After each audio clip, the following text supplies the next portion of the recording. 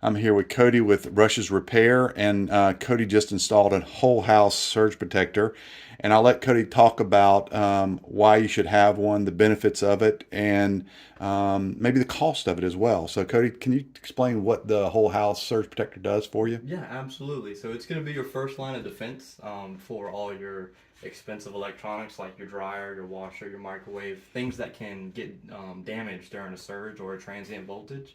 So anything on the power lines that could be dangerous to your electrical system, it's going to knock it down step by step.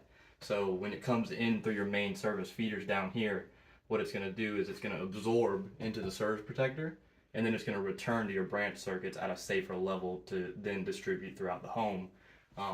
And it's going to protect your more expensive investments, like I said, your appliances. Not going to let those things get fried. Because a lot of times you'll have a surge protector on a computer Right. or a TV, Right. but you don't have one on Exactly. the more expensive appliances like your washer and dryer and so forth. Exactly. Yeah, and you can buy the ones that plug into an outlet, but most of the time they don't sell them for 240-volt appliances. So it's better to just get your whole home protected wherever you can. Great. And what is the cost of these run? Usually they run you anywhere from $100 to $200 for the surge protector.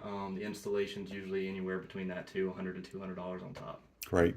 Well, Cody, thanks for coming out here. And if you're in the market to get a surge protector, I highly recommend Rush's Repair. They do a great job.